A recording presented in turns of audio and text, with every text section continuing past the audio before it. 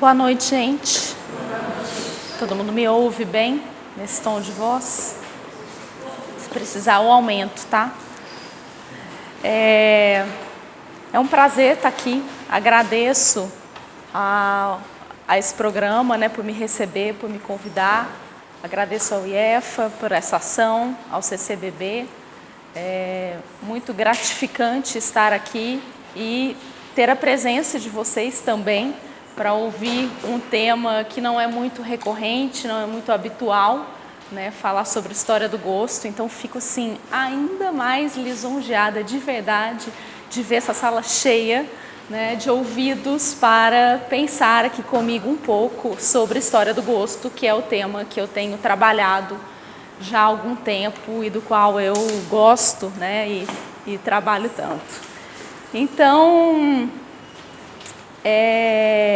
antes de dar início propriamente dito às discussões, né, você já tem essa imagem aí talvez um pouco impactante, que é uma imagem de um artista britânico chamado Banksy. Não sei se alguém conhece, ele faz vários grafites.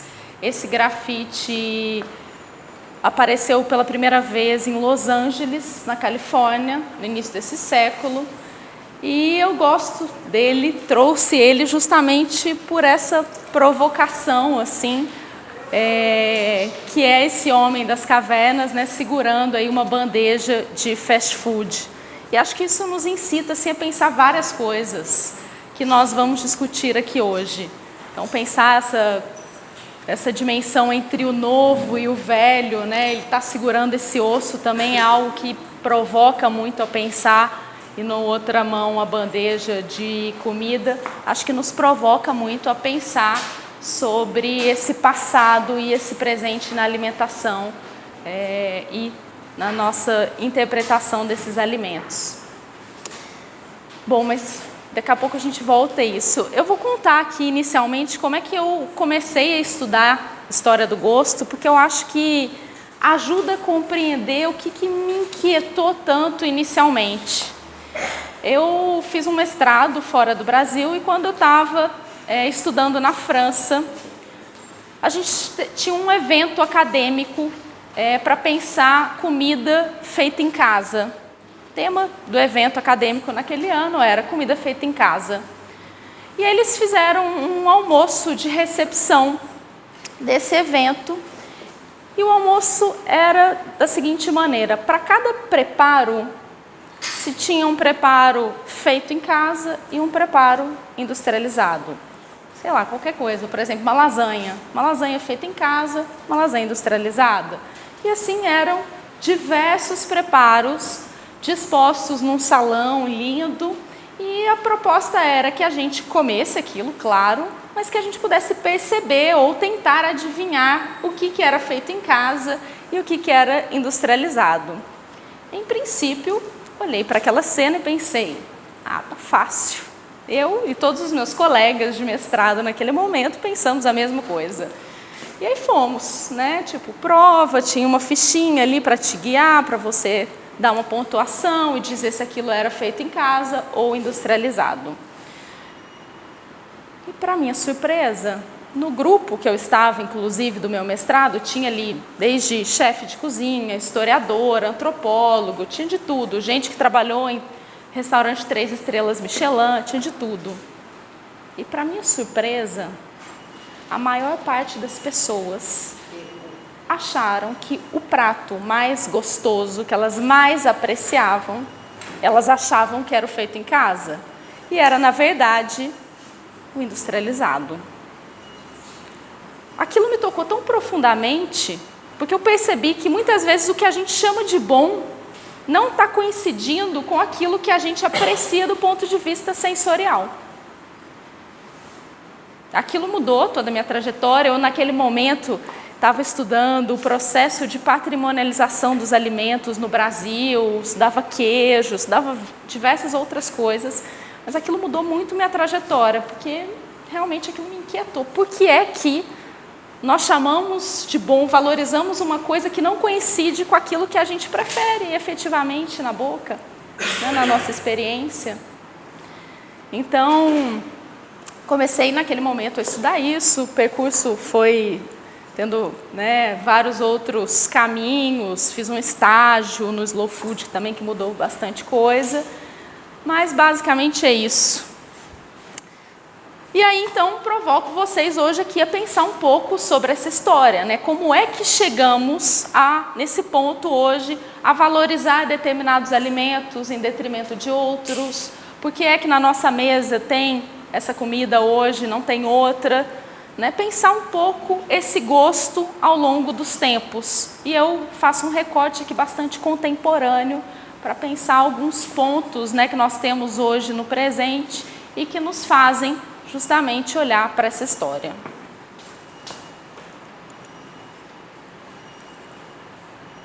Eita. Bom, toda vez que a gente experimenta um alimento, tem diversas coisas que nos fazem interpretar essa comida.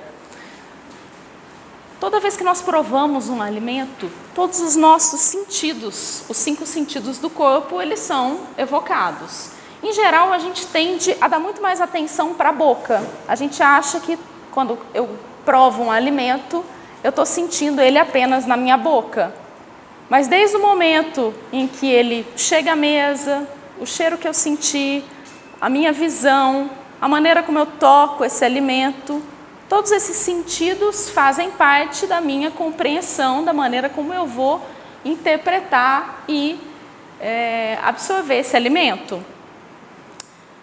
Na boca, por incrível que pareça, a gente hoje a ciência admite, no Brasil pelo menos, que nós sentimos 5 sabores, que são esses primeiros 5 sabores, que é o sabor amargo, que é o sabor ácido, o salgado, o doce e o mais recente, que é o 5º, que é o umami, que é um sabor muito explorado pela indústria alimentícia, sobretudo no glutamato monossódico. O glutamato monossódico é um composto químico que é uma saturação do umami. É um sabor que a gente percebe desde sempre naturalmente, mas a ciência só reconheceu ele, pelo menos no Ocidente, mais recentemente, no início do século XX. Então, quando a gente prova um alimento, a gente na boca sente 5 sensações gustativas a partir dessas papilas, que são esses 5 sabores. Muita gente pode dizer assim, ai, nossa, eu não sinto o sabor umami. A gente sente. O que acontece muitas vezes é que nós não aprendemos a dar um nome, não fomos educados a perceber e saber reconhecer o que é um sabor umami. Um sabor doce parece que é muito mais óbvio, assim como o sal, assim como um ácido. O amargo e o ácido ainda se confundem, né? As pessoas tendem a confundir bastante. Mas o umami muitas vezes é difícil, porque nós não aprendemos a reconhecer esses sabores. A gente, inclusive, na escola, as pessoas que são os mais jovens, provavelmente não, mas a gente aprendia na escola um desenho da língua, com várias partes separadas, onde a gente sentia cada sabor. Isso não é mais aceito cientificamente, né? Não sabemos que temos percepções diferentes, cada papila gustativa que percebe um sabor pode estar localizada num receptor diferente em indivíduos diferentes, né? Então, não assumimos mais aquele desenho da língua, mas o umami está presente em alimentos do nosso cotidiano, como tomate, como alga, como carne de porco, uma série de alimentos que nós comemos recorrentemente aqui no Brasil, tem sabor umami e a gente não é, muitas vezes, educado para perceber isso, para reconhecer esse sabor. Então, sentimos apenas essas 5 sensações gustativas, mas o tato faz parte dessa percepção. Então, a gente tem outras sensações chamadas de táteis bucais que fazem parte dessa percepção, como, por exemplo, a picância, o frescor, se um alimento é macio, se ele é crocante, se ele é gomoso, se ele é, enfim, diversos outros. Textura, consistência, todas essas percepções a gente chama de sensações táteis bucais, que são outras sensações que são percebidas na língua, né, dentro da boca, mas que não apenas pelas papilas gustativas. Algumas teorias discutem se a gordura ela é uma sensação gustativa da papila ou se ela é uma sensação tátil-bucal. Hoje, no Brasil, a gente assume que ela é uma sensação tátil-bucal, mas isso é uma discussão aí que a ciência faz. E aí, quando a gente fala, bom, ok, percebo o alimento, entendi o que são essas sensações dentro da minha boca, e aí, quando a gente vai tomar um vinho com um amigo, sempre tem aquele amigo que fala, né, nossa, esse vinho tem nota de alguma coisa.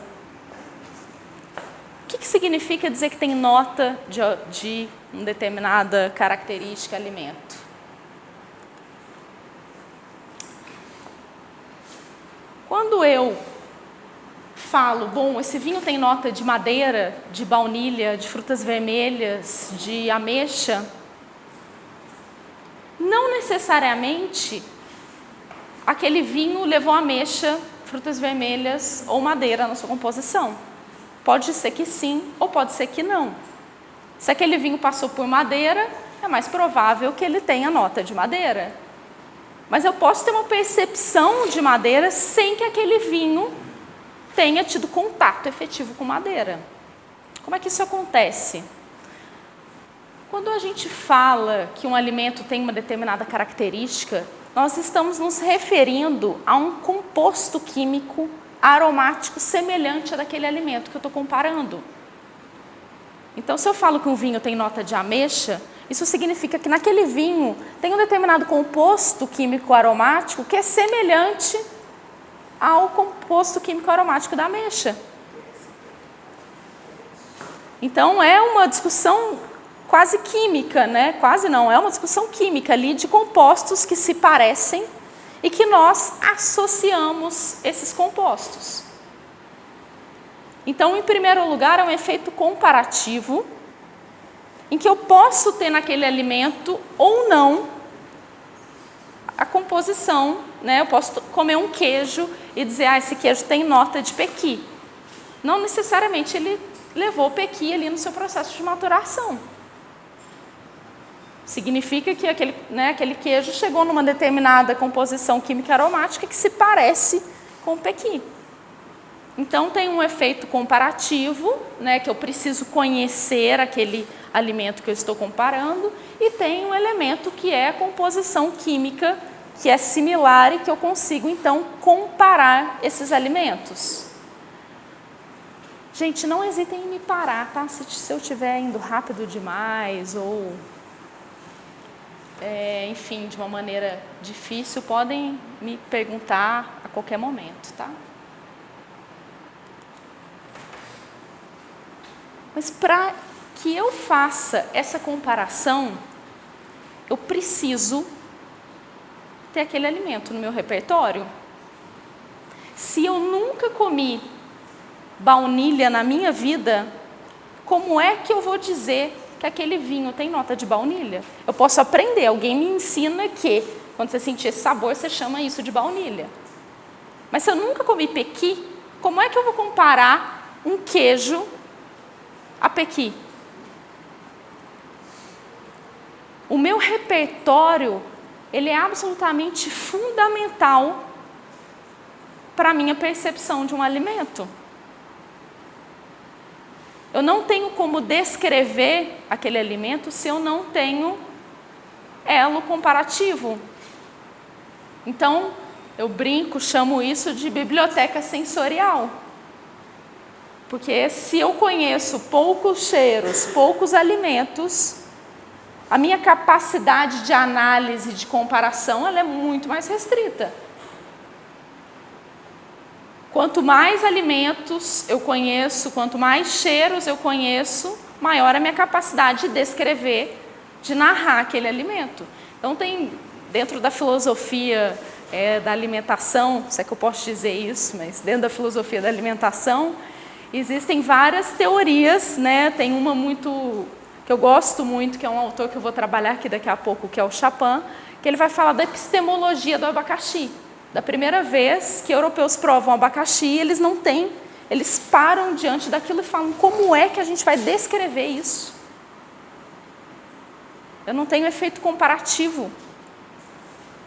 Só para vocês terem ideia, existem descritores padronizados internacionais para análise de alimentos, que é a indústria que utiliza sobretudo isso. Existe um descritor internacional que é reconhecido pela maçã, que é basicamente um composto químico aromático da maçã. Quando eu dou esse composto químico em sala de aula, isolado, aqui em Minas Gerais, sobretudo, as pessoas na hora falam assim, pequi, araticum, marolo, frutos do cerrado.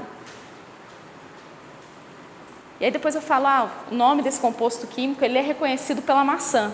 Aí as pessoas falam, nossa, realmente, até parece mesmo com maçã.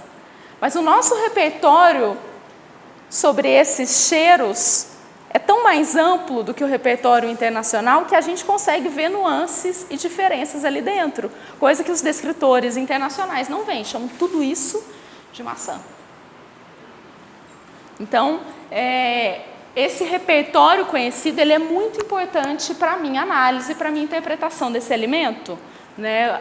O que eu conheço, as minhas experiências, o meu vocabulário, como eu vou descrever. Isso é uma dificuldade. Muitas vezes as pessoas sabem falar, eu gosto dessa comida, essa comida é boa ou essa comida é ruim. Aí você pergunta, por quê? Não sei, ela é boa. Então, o exercício do vocabulário, ele é muito importante para que eu consiga interpretar, compreender aquele alimento. E aí, nessa parte, o gosto mostra uma dimensão, uma expressão muito forte de memória. Ele está diretamente relacionado à minha memória, à minha experiência, a como eu estou elaborando a minha trajetória, o meu passado, o meu repertório.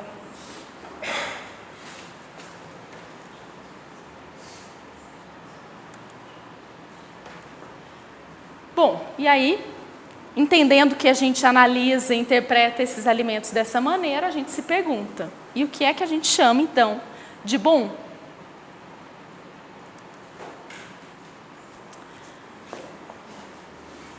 Todo mundo fala isso recorrentemente, gosto não se discute. Um axioma presente aí desde a antiguidade, pelo menos. Coloquei ele em latim exatamente nessa provocação de que é algo que passa aí vários tempos históricos. Mas nós, apesar de dizermos todo o tempo, gosto não se discute, a gente faz julgamentos. A gente diz, essa comida é boa, essa comida é ruim. Amigo, não vá naquele lugar. Ou vá, prove a comida daquele lugar. Então nós fazemos julgamentos, apesar de sempre retomarmos esse ponto de que gosto não se discute. E aí coloquei uma outra frase do Aristóteles, justamente também para provocar a pensar que é pelo gosto que se distingue na comida o agradável do desagradável, de modo a fugir deste último e buscar o primeiro.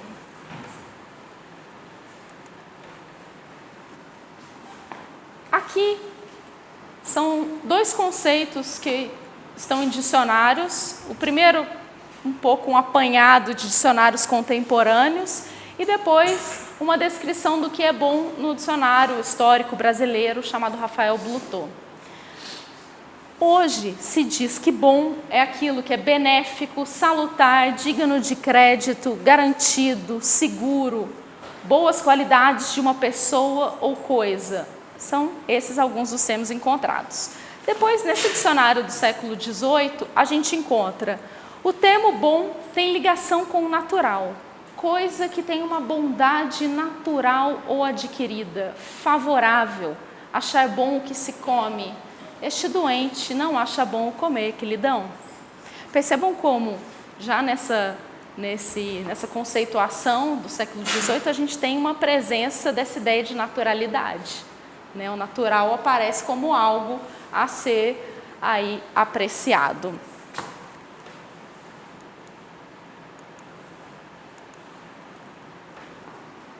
Um breve panorama histórico sobre história do gosto. O que a gente tem quando a gente olha para a história? Por exemplo, se a gente pega uma receita da antiguidade e do período medieval, e se a gente fizer essa receita aqui hoje, por exemplo, sopa de couve. Se a gente fizer uma receita de sopa de couve que está presente lá no livro de Apícios de Recoquinaria, que é um dos livros mais importantes, né, da antiguidade, e a gente reproduzir essa receita, a gente vai chegar num resultado final que essa sopa de couve tem tudo menos sabor originário de couve.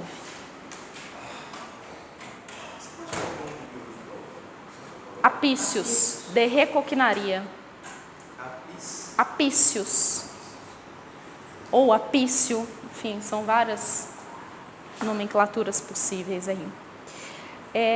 A gente chega no resultado final, então, dessa sopa de couve, que ela não tem esse sabor originário de couve, como a gente esperaria hoje. Se a gente fizer uma sopa de couve hoje, a gente chega num resultado final que a gente espera que ela tenha o quê? Sabor de couve. Ao longo da Antiguidade e da Idade Média, não se apreciava o sabor originário da natureza. O papel do cozinheiro era justamente aquele de consertar a natureza e, de certa forma, até se distanciar desse estado original. Então, o que se apreciava em termos de gosto era muito mais uma mistura de sabores, um sabor diferente desse originário. Numa certa medida, ao nosso olhar hoje, a gente diria até artificial. Hoje, se a gente vai ao supermercado e a gente pede lá 100 gramas de mortadela e 100 gramas de presunto cru, presunto de Parma, enfim. Claro, é muito mais caro 100 gramas de presunto cru, 100 gramas, né, desse presunto de Parma. Se a gente fosse fazer a mesma coisa lá na Idade Média, que era possível, os dois alimentos existiam, o que era muito mais caro e valorizado era a mortadela, porque justamente era uma mistura de sabores. O presunto de Parma, o presunto cru, era quase visto como um resto de animalidade do homem, a pata do porco que ficou ali secando com sal. Aquilo não era valorizado como é para a gente hoje. Então, esse gosto antigo e medieval é um gosto que aprecia muito mais essa mistura, né, essa, de certa forma, artificialidade desses sabores, né, que, no sentido de que distante do que é originário na natureza. E aí eu coloquei aqui uma passagem dos maias, que eu, na verdade, eu tirei da História da Vida Privada em Portugal, em que o relato é bastante provocativo. Vamos ler juntos. Imaginava então o Vilaça que daqui a séculos ainda se comeriam hortaliças. O hábito dos vegetais era um resto de animalidade do homem. Com o tempo, o ser civilizado vinha alimentar-se unicamente de produtos artificiais em frasquinhos e pílulas feitos em laboratórios do Estado. Ou seja, né, o horizonte de expectativas, aquilo que se esperava, é que a gente fosse deixar de comer essas coisas originárias ligadas à terra, à natureza, e fosse cada vez mais se conectar a algo distante disso e ligado a uma mistura de sabores, a uma artificialidade e até a uma alimentação em pílulas e frascos. O que para a gente hoje está tendo, e também, assim, existem movimentos ou que você valoriza isso de alguma maneira, postos, mas que também não se valoriza. Existe, né, todo um movimento, como eu vou analisar daqui a pouco, de valorização do natural.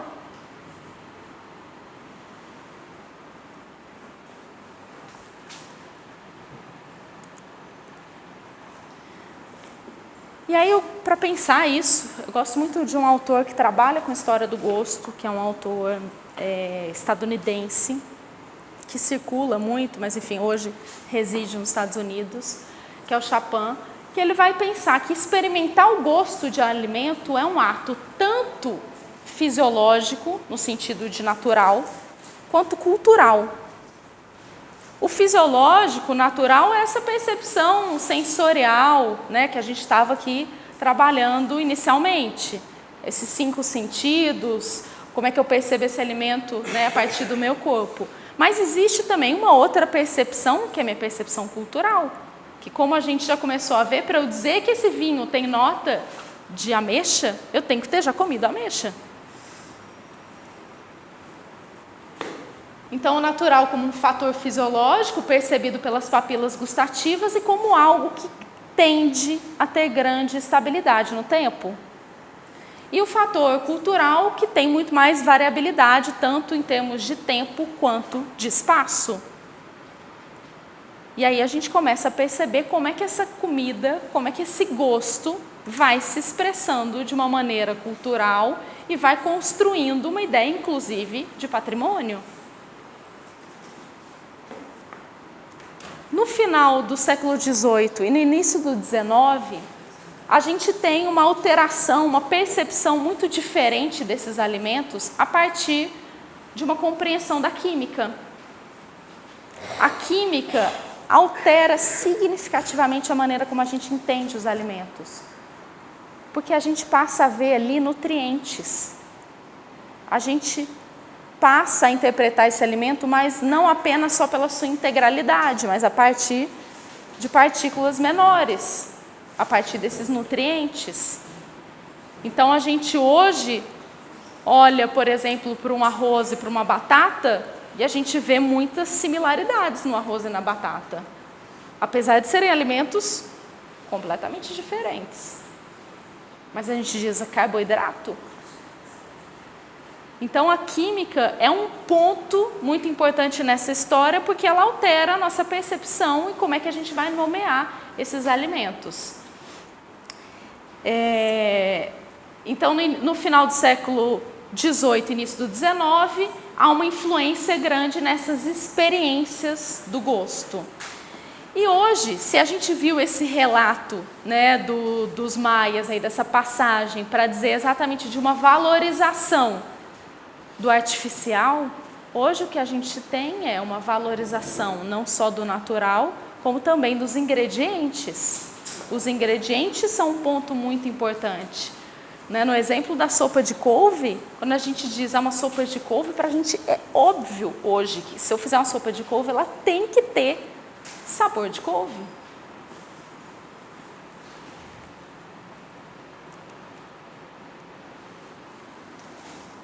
Quando a gente pensa nas palavras que nós estamos aqui trabalhando, né, uma percepção de sabor, eu me recordo de um outro caso que eu vou compartilhar com vocês, que é, quando eu estava fazendo esse mestrado, um dia, justamente tomando um vinho, alguém me pergunta assim, isso eu estava na Itália, alguém me pergunta, esse vinho sabe de quê? Eu falei, oi? A pessoa repetiu, esse vinho sabe de quê? Eu falei, olha, desculpa, não compreendi. E aí quando eu vou, né, aquilo me inquietou de tal maneira, né, a pessoa repetiu, ele tem sabor de quê? Aí eu falei, ufa, sabor eu consigo dizer alguma coisa. E aí quando a gente olha para essas palavras, na sua raiz, na sua origem latina, são palavras que estão completamente associadas. Saber e sabor têm a mesma raiz latina.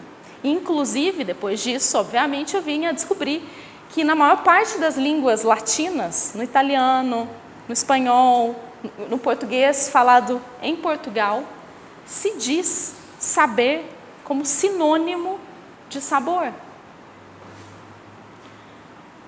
Sabor aparece como derivação do latim saber, que tem significado de haver consciência de um determinado fato ou circunstância.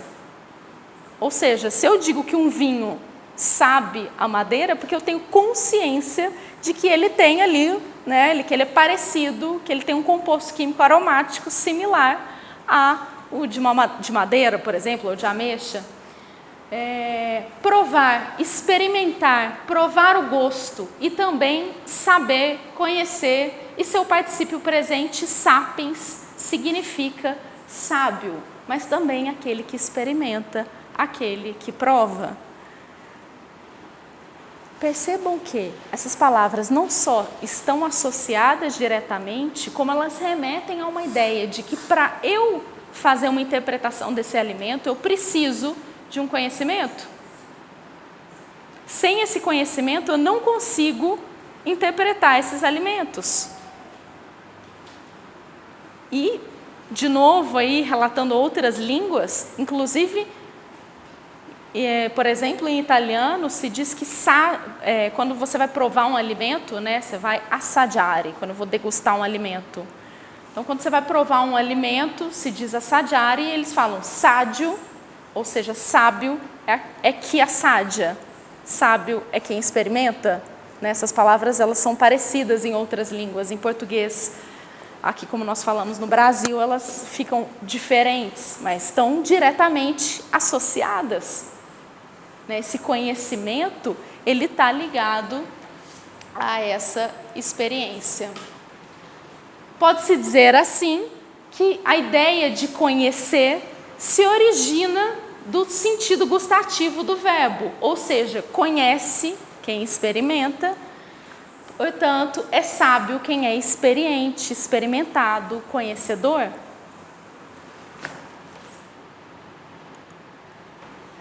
E aqui eu gosto de usar esse conceito de phronesis, que é um conceito aí filosófico, que eu trouxe uma definição para o Gadamer, mas a partir do Aristóteles, em que ele vai descrever esse conceito como uma espécie de experiência prática. Ou seja, eu preciso desse conhecimento, mas eu também preciso da dimensão prática desse conhecimento. Eu não consigo dissociar essas duas coisas. Então, aqui um trechinho um pouquinho mais filosófico. Segundo Aristóteles, phronesis é a sabedoria prática, um esforço de reflexão, uma ciência que não se limita ao conhecimento, dado que pretende melhorar a ação do homem, tem como objetivo descrever claramente os dialéticos das opiniões dos homens sobre esses fenômenos, e não apenas descobrir os princípios imutáveis da ação humana e as causas. Isto é, considera que a partir da opinião, da doxa, é possível atingir o conhecimento, a episteme. Para Gadamer, a phronesis está entre o logos e o ethos. Então eu gosto muito desse conceito para pensar como esse conhecimento ele não está isolado da dimensão prática. Não adianta só eu ter esse repertório, eu ter esse conhecimento, se eu não associo isso, por exemplo, à minha percepção sensorial das papilas gustativas.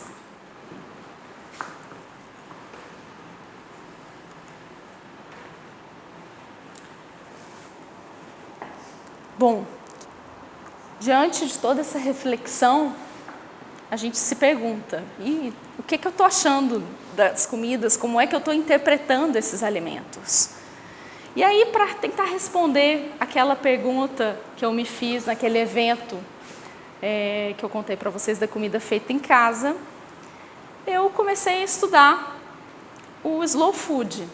Não sei se todo mundo aqui já ouviu falar nesse movimento, mas ele é um movimento que começou na Itália, na década de 80,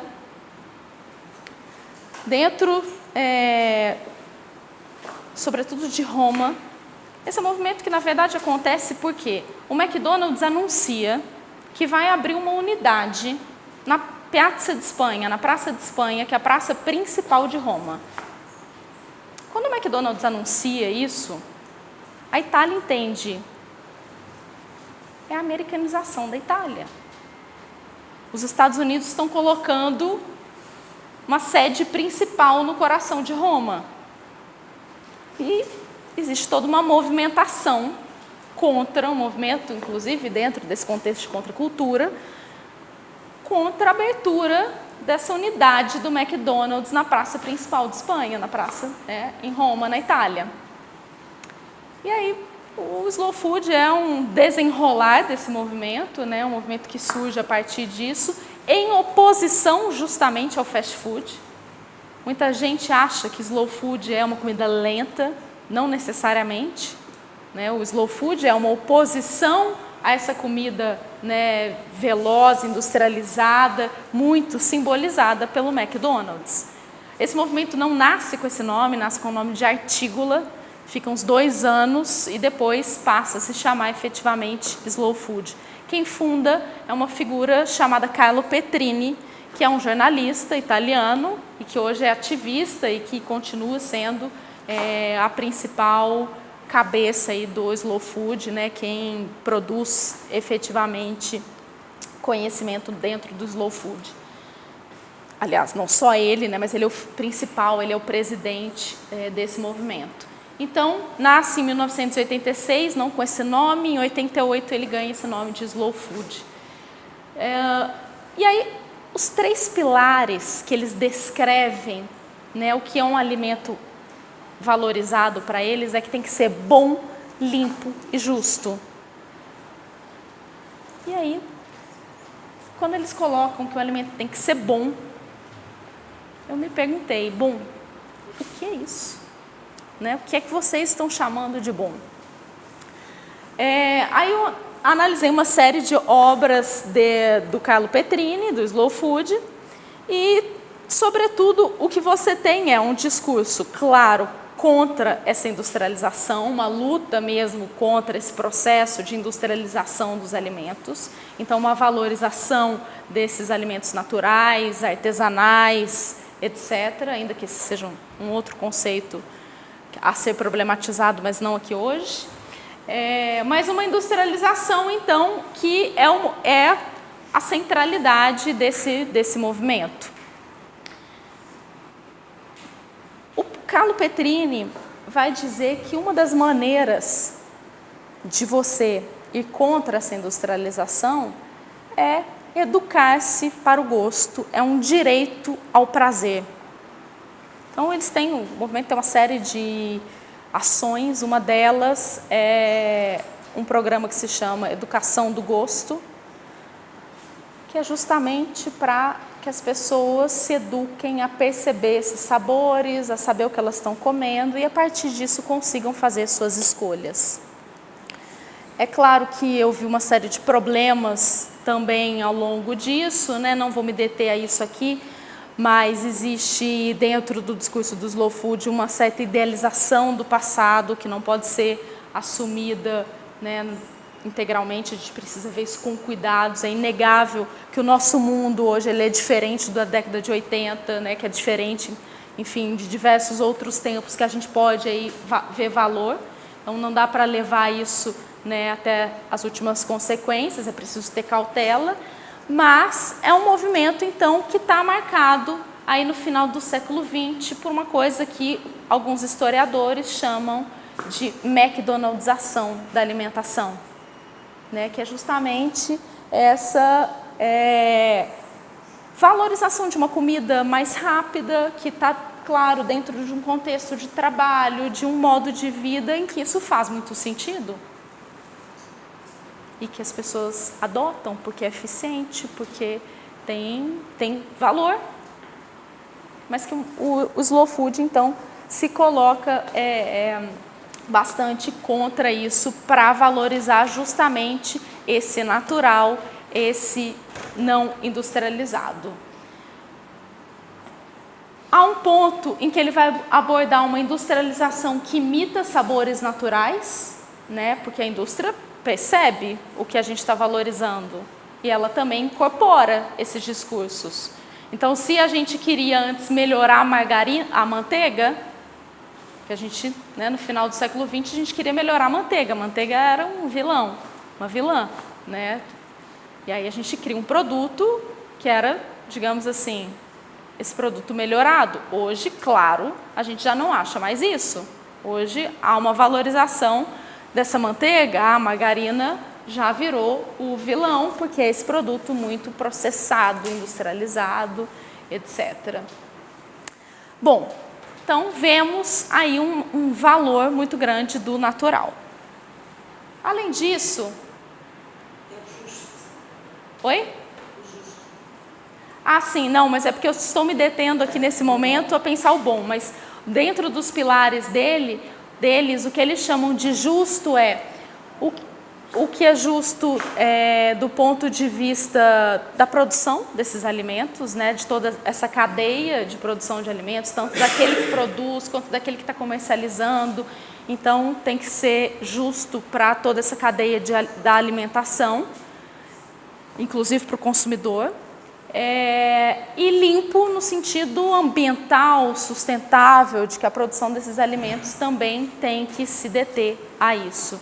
Eu só acabei me esquecendo, porque eu estou aqui tão focada no bom, na valorização, que acabou passando. Obrigada, Cláudia.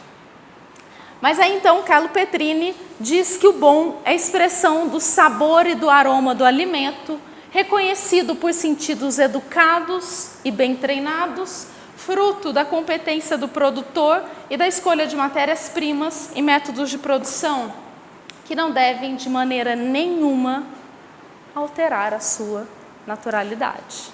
Então, a espinha dorsal desse discurso do que é bom é o natural.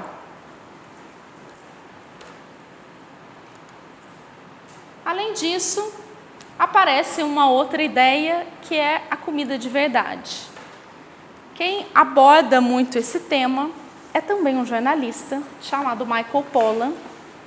Talvez algumas pessoas aqui o conheçam. Ele ficou famoso por ter escrito um livro chamado O Dilema do Onívoro, no qual ele desbravou essa cadeia produtiva de alimentos nos Estados Unidos. Foi ver mesmo seus modos de produção, etc. Tem sua carreira um pouco com um jornalismo investigativo, né, e publicou então esse livro no qual ele ficou famoso, e depois disso diversos outros livros, outras obras, inclusive está hoje no Netflix, filmes e tudo mais. E um dos livros que eu considero aí bastante importante para pensar o que ele chama de comida de verdade, ou que nós hoje temos chamado de comida de verdade, é um livro de 2008, Em Defesa da Comida, um manifesto, em que ele vai fazer uma defesa bastante próxima à do Carlo Petrini, que é uma defesa dessa alimentação natural. Ele tem uma máxima que ele diz: não coma nada que a sua avó não reconheça como comida. Exatamente. Que é uma defesa contra essa industrialização, né, essa naturalidade dos alimentos, e que diz de grandes cadeias aí de produção alimentar. De novo, uma luta contra isso.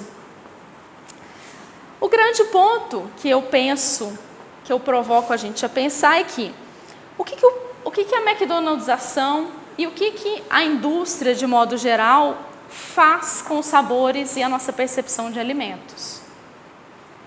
Muitas vezes ela altera significativamente aquele sabor originário da natureza. O que os estudiosos dizem do processo de McDonaldização da alimentação é que se reconheceu que havia uma preferência de uma coisa que eles chamam de sabor soft, que é a mistura de doce, salgado e ácido, que é a base de sabor do McDonald's. Eu poderia ter feito essa brincadeira mais cedo, acabei esquecendo. Em geral, eu pergunto para as pessoas: quem é que gosta de McDonald's? Aí, X pessoas levantam a mão. A quem gosta de comida agridoce? Aí, outras pessoas, algumas coincidem, outras não. Mas a principal característica de sabor do McDonald's é a mistura de salgado, doce e ácido, que é um dos grandes apelos da indústria. Toda essa discussão que a gente fez inicialmente aqui, ela é muito sofisticada dentro da engenharia de alimentos, que contrata pessoas para ver a aceitabilidade de produtos antes deles entrarem no mercado. Então, quando a gente come uma coisa industrializada, aquilo já passou por diversos crivos, critérios, análises, para chegar na nossa mão. Justamente toda uma discussão sobre o gosto, sobre o que é que a gente vai preferir ou não. Então percebam que duas figuras centrais da cena da alimentação contemporânea, do final do século XX, do XXI, valorizam o quê? Natural. O que a indústria nos mostra dentro desses todos esses testes de aceitabilidade? Que esse sabor soft é muito preferido. E que aí, de novo, volta aquele ponto do qual eu iniciei, que é: preferimos os alimentos, os preparos industrializados aos feitos em casa. Mas a gente não narra isso, de modo geral. Ninguém enche a boca para falar: ai, lasanha industrializada. A gente fala comida da mãe, do afeto. A gente retoma uma série de outras interpretações que fazem parte e são importantes para esse alimento, mas que na boca, como a gente acha que é, a gente tem uma outra compreensão.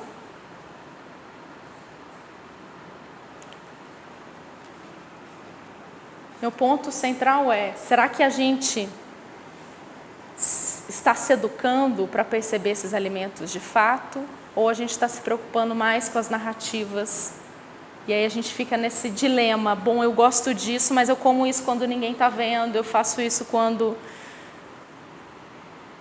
Porque a minha narrativa é: a comida boa é essa, mas aquela na minha boca que eu prefiro é outra. Que não é só apenas na boca, claro, tem uma série de elementos que estão ali presentes quando eu como um McDonald's. A maneira como eu como, com a mão, sentado, que cor eu estou vendo, como aquilo chega, que cheiro eu sinto, quanto eu pago por aquilo, tudo isso influencia, claro. Mas... Oi? Claro, completamente. O bom nessa hora ele fica próximo do justo. Pegar nessa última fala sua. Acho que não. Próximo do justo? Sim. Não é completamente diferente. Acho que não. O justo Porque... defende você não ter mão de obra escrava, não ter produção. E até para pensar o que nós pensaríamos sobre justo desse bom. A gente pensa que justo do bom é uma coisa, mas a gente pode acabar preferindo outra. Sim. Esse bom está mais complicado do que parece. Que bom. Mas o bom e o justo, na Grécia Antiga era justo. Aham. Só para pior. Sim. Então, eu adoro McDonald's, mas não evito comer. Mas assim, eu tenho uma dúvida sobre o recorte sobre aqueles que elegeram o bom. Porque, por exemplo, assim, eu estou entendendo e concordo que o gosto, a percepção do que é bom, é um processo social. Uhum. Então, assim, a gente não está falando de organismos que são iguais em escala global. Uhum. Em cada lugar que você vai, a sua sensibilidade vai ser construída de acordo com o ambiente, Sim. a interação ambiental. E aí eu fico pensando, por exemplo, o agridoce, a percepção de que o industrial é bom é feito, se deu em quem, em qual faixa etária, em qual recorte social e global. Então, por exemplo, pessoas da sua faixa etária, de uma determinada classe social, uma determinada trajetória, desenvolver uma percepção de uma experiência gustativa. Porque eu estou pensando assim que no norte de Minas, no norte do Brasil, a percepção que um agridoce é bom, no sul da Índia, entendeu? Eu queria saber assim, se isso é levado em consideração. Com certeza. A indústria alimentícia, ela fica usando, né, testes, assim como a ciência, vai testando e vendo. Bom, nessa classe social a gente tem uma preferência de sabor. Se a gente pensa, por exemplo, em comunidades indígenas que têm a mandioca como base. A acidez é um ponto central de apreciação, de fermentação, né? Então você tem características ali de sabores que são marcadas. E a indústria percebe, testa isso e vê nichos de mercado para os seus alimentos. Então, se você analisa outros empreendimentos alimentares, né? Por exemplo, o Outback, característica de sabor de Outback é saturação. Trabalham com saturação de sabor. Então, essas indústrias mesmo de alimento, elas reconhecem isso muito claramente e trabalham ali numa determinada linha para atingir um determinado público, enfim, classe, etc. Por que o McDonald's dá tão certo no final do século XX? Porque se entende que o agridoce é um sabor que tem uma grande aceitabilidade em diversos lugares. Então, se no final do século XX a gente podia fazer uma volta ao mundo comendo Big Macs, apenas, eu podia viajar ao mundo comendo o mesmo sanduíche, claro, com diferenças, mas era a mesma proposta, né, de sabor. Hoje, o próprio McDonald's já se reposicionou. Se a gente vai aqui num McDonald's mais próximo, a gente vai conseguir comer pão de queijo. Se a gente for na Itália, eu como pasta, macarrão. Se eu for na França, eu como croissant. Porque existe um valor local, que é o próximo ponto aí que eu vou chegar, que nós valorizamos. Só voltar num ponto que eu esqueci de falar, que é o Guia Alimentar para a População Brasileira. Não sei se todo mundo conhece aqui, mas é um guia construído a partir de órgãos ligados à nutrição para recomendar à população brasileira o que deve ser consumido. A gente teve uma edição em 2014, nutricionalmente. Não, mas veja bem, a gente teve essa edição em 2014 que foi muito elogiada no mundo todo. Inclusive, me lembro, quando ele foi publicado, eu não estava no Brasil, estava estudando fora. E me lembro da recepção desse guia alimentar na Europa, muito elogiado. Por quê? Porque ele levava em consideração não apenas os seus aspectos de nutrientes, nutricionais, mas a cultura alimentar. Então, é um guia que não fala mais se você deve consumir. Você pode consumir no máximo 2 fatias de salame por dia. Estou dando aqui um exemplo, uma aberração, né? Mas ele não diz mais determinadas quantidades para todo mundo. Ele leva em consideração para essa recomendação a cultura alimentar, o que é um ponto bastante elogiável, tanto que depois de 2014 nenhum outro guia foi publicado. Ele continua sendo a referência aqui. O nutricionismo é um termo que não exatamente Michael Pollan cunha esse termo, mas é um termo que ele vai aí utilizar largamente. E ele vai falar, bom, as pessoas, a partir da ciência da nutrição, começam a utilizar equivocadamente, né, fazem um uso exagerado dessa ciência da nutrição. Por quê? Quando ele vai desbravar essa cadeia de alimentos, ele percebe que existe uma grande industrialização da alimentação, claro, óbvio, evidente, né, nos Estados Unidos, mas aí ele pega uma série de dados que mostram, bom, nunca se preocupou tanto com saúde e alimentação, mas nunca teve-se tantas doenças ligadas à alimentação. E aí a principal hipótese para responder isso para ele é a industrialização. E das leituras que ele faz é que existe um uso equivocado da ciência da nutrição pelas pessoas. Então, as pessoas olham para o ovo e falam, ovo é alimento maravilhoso, vou consumir muitos ovos. Enfim, estou dando aqui exemplos muito banais, só para que vocês percebam como a própria, inclusive, indústria da alimentação vai utilizar esse discurso da nutrição para vender mais seus alimentos, para conseguir atingir mais esse público, já que se preocupa tanto com alimentação e saúde. Aqui coloquei alguns pontos que ele elenca o que ele chama de nutricionismo, né? Então, o mais importante para uma compreensão nutricionista dessa alimentação não é o alimento na sua integralidade, mas o nutriente. por ser invisível e incompreensível, né? Precisamos da ajuda de especialistas para decidir o que comer, então a gente perde a capacidade, né, de escolha, muitas vezes, e dá isso na mão de um especialista. O objetivo da alimentação é promover um conceito estrito de saúde física, então o prazer, por exemplo, ele fica muito separado dessa ideia de saúde, que é uma coisa que na antiguidade, na Idade Média, estavam diretamente relacionados.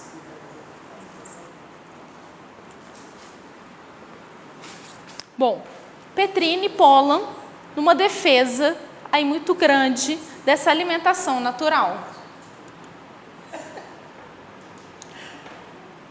E aí eu começo a me perguntar, bom, então a gente está diante de um dilema.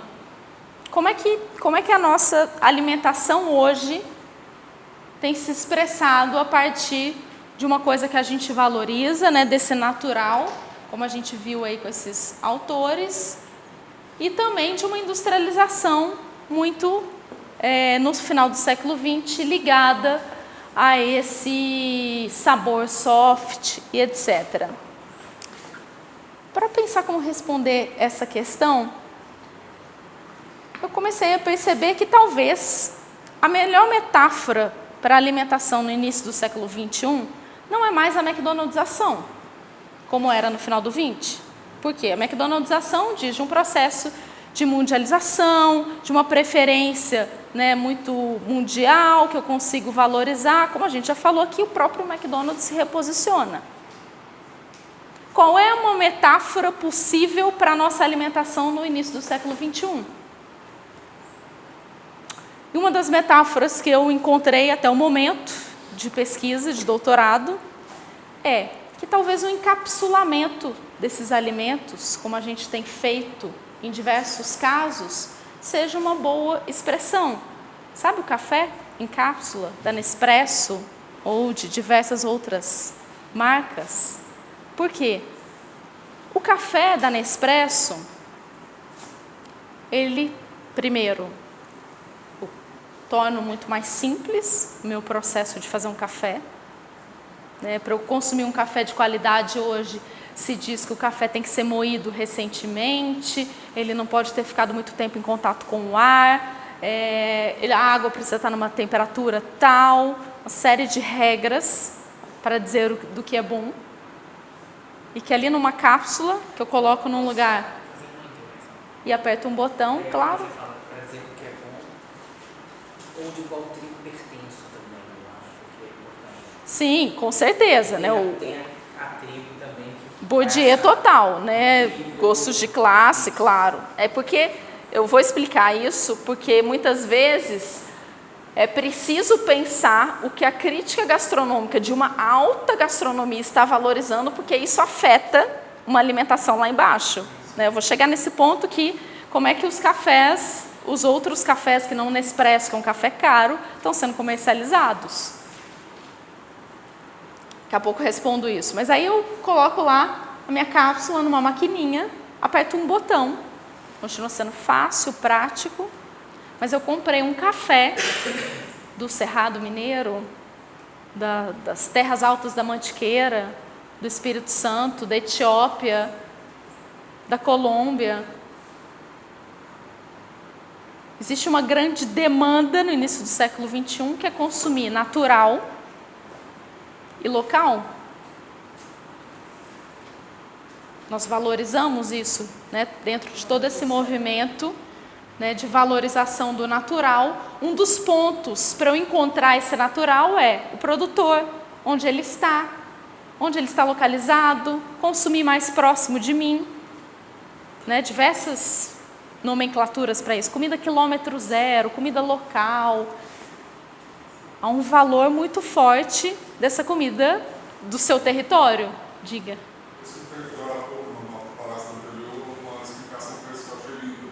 Um produtor falando do sabor social do alimento. E eu tinha pensado nisso como um sabor. Sim, sim.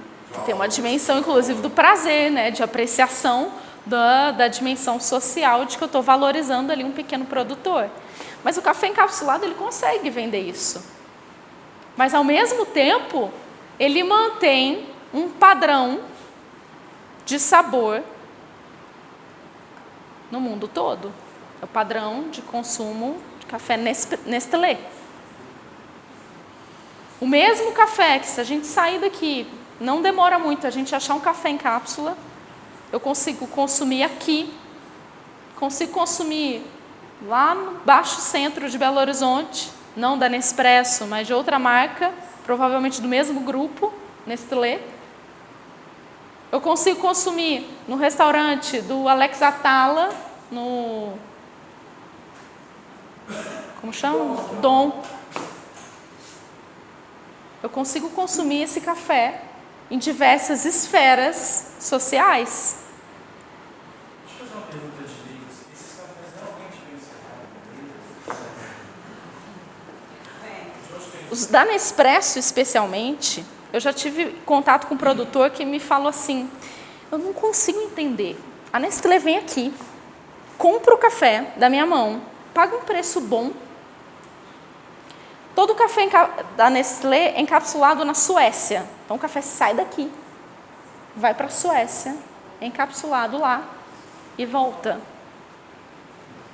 E aí o cara ainda me fala, pô, mas é um preço bom. Tô quase comprando uma maquininha da Nespresso.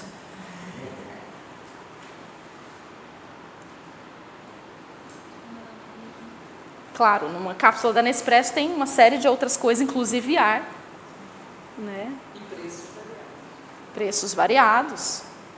Então, o encapsulamento da comida é uma maneira de tensionar, né, esse global e esse local, que é uma demanda muito contemporânea. Carol, mas entrando nessa questão do bom, eu acho que tem muito isso que o Val falou, do bom ser associado ao status.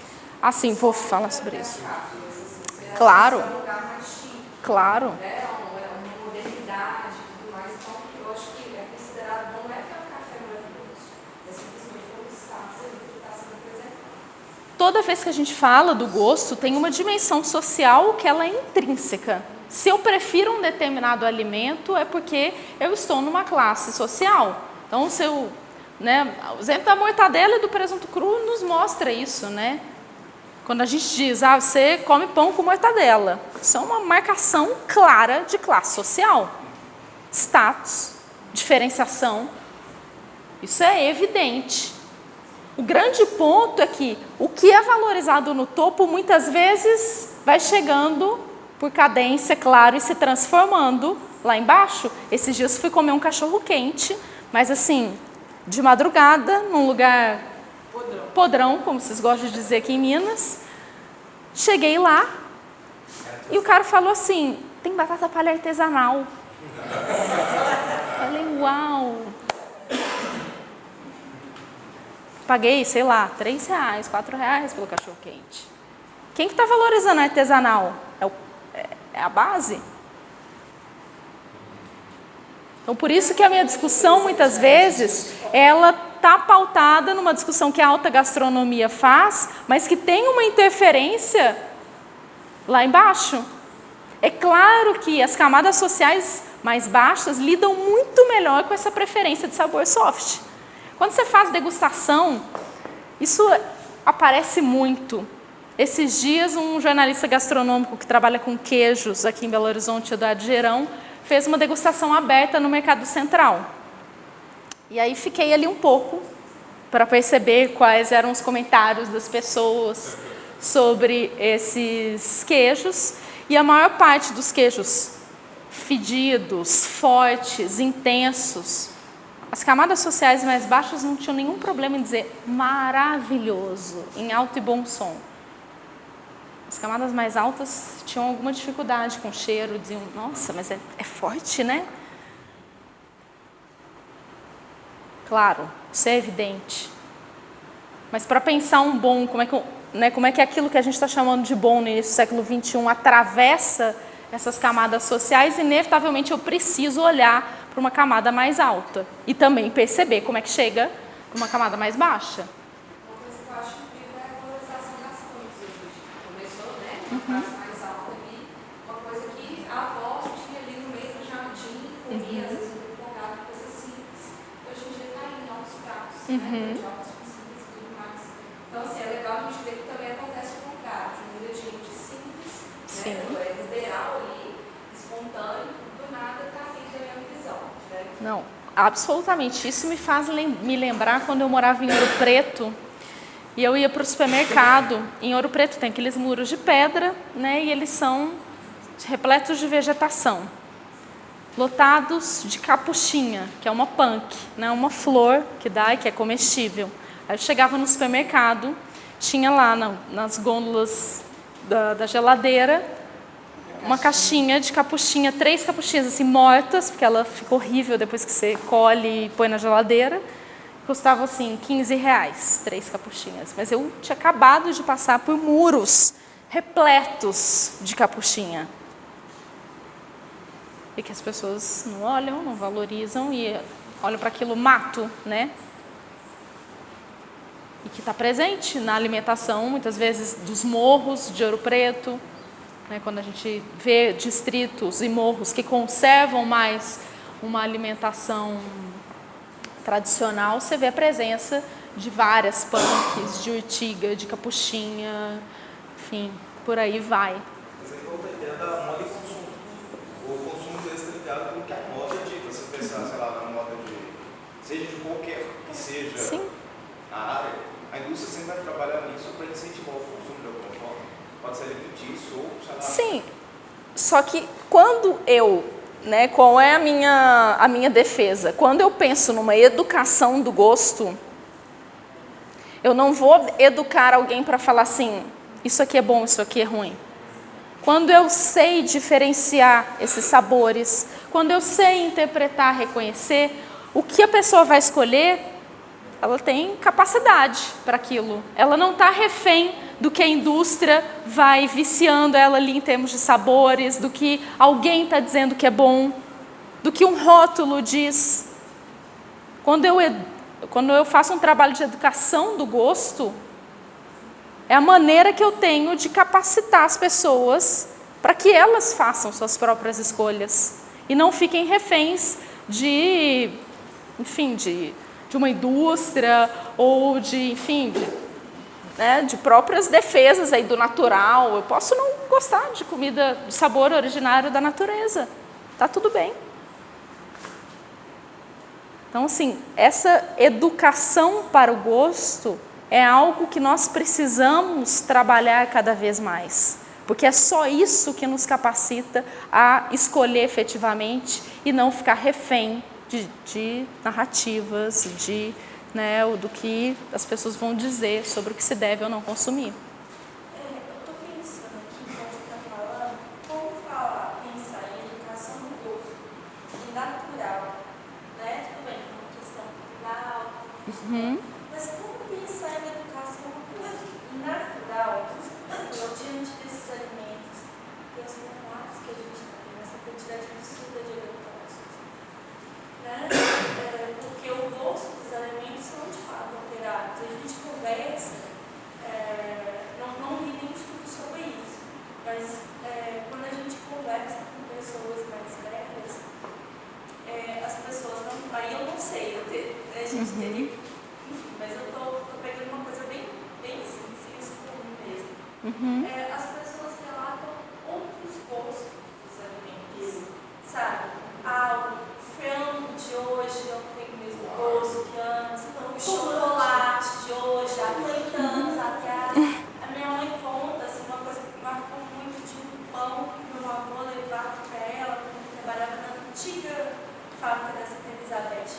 E a minha mãe falou que outro dia ela viu, então na padaria, viu um pão muito parecido, assim, com aspecto. E ela pegou a boca várias vezes, aquilo ficou gravado na cabeça dela, na infância dela. Ela falou que algumas vezes ela já pegou, sabe? Antes ela olhava assim, pensava. Ela falou que ela sentia aquela coisa, ela sentia aquele gosto, o gosto não cozinha. Ela falou que aquele gosto ficou gravado na cabeça dela, que era um pão delicioso, mas que ela nunca mais sentia assim. Então eu fico pensando como falar de natural, busca de natural, mas que na verdade é um artificial, né?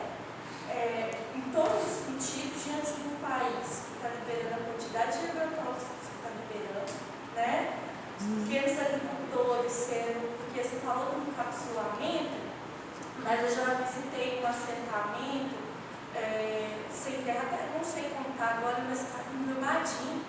E aí o senhor contou pra gente, quando a empresa chega lá, ela chega falando, olha, eu quero tem que ser de acordo com as regras que eles estabelecem. Se não for padrão tal, eles não compram. Ou eles seguem ao que a empresa está colocando, ó, você vai usar remédio tal, você vai produzir isso desse jeito, você vai fazer isso desse jeito. Ou não se fecha. Ele falou, o preço de fato, em vista do que ele tinha na época, era um preço muito melhor. Mas ele falou que ele não tinha liberdade nenhuma, tinha que usar no padrão da empresa. Então eu fico pensando até que ponto, Sim, né? absolutamente. E essa maquininha compensa e até que ponto esse dono está, de certa forma, fugindo, né? Enfim, é esse natural e a gente também preso nisso que não é natural, é totalmente artificial. Natural está só na cabeça da gente. Nossa, tem muita coisa dentro disso que você falou. Porque, por exemplo, para o produtor vender o café dele a determinado preço, o que determina basicamente isso existem diversas associações, sociedades de café que vão fazer uma série de baremas, critérios. Um deles é a análise sensorial, que você tem que atingir determinada pontuação para que seu café seja considerado. Aí tem nomenclaturas. Gourmet e acima de determinada pontuação, um café especial, que é quando seu café realmente vai ser muito melhor pago. Então tem uma série de coisas que o bom atravessa aí, que é o que a gente chama de bom, inclusive determina o preço que alguém está pagando pelo café. Porque existem análises para determinar o que é café especial, o que é um café comercial, o que é um café gourmet. Tudo isso passa também por uma percepção, né, do que nós estamos chamando de bom. Claro que existe toda uma discussão nisso, de agrotóxicos e etc. Mas eu não entro exatamente nesse ponto, até porque os agrotóxicos muitas vezes não interferem diretamente o sabor. Não necessariamente. Pode interferir, mas não é apenas isso. Não é um alimento ser produzido com agrotóxico que interfere num sabor. A minha maneira de produzir um alimento organicamente pode interferir completamente naquele sabor. Então esse é um ponto, mas não é o ponto exatamente que eu toco aqui para pensar a educação do gosto, porque aí a gente entra num campo bem maior, que é uma discussão social, uma discussão, enfim, de saúde, inclusive, que é muito complexa e que tem que ser enfrentada. É inegável. Mas do ponto de vista do gosto, do sabor, se eu sei que aquilo tem agrotóxico ou não, interfere na minha interpretação, mas não necessariamente nas minhas sensações gustativas. Eu sei que é um pouco frustrante saber disso, mas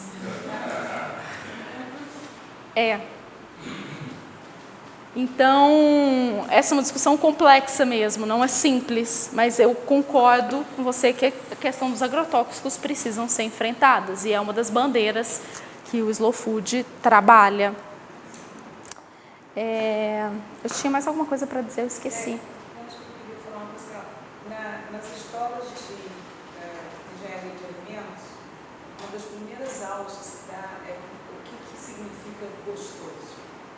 E a definição de gostoso é o que contempla todas as áreas de sabor da sua língua. Ou seja, tem que ser azedo, tem que ser ácido, tem que ser doce, tem que ser amargo.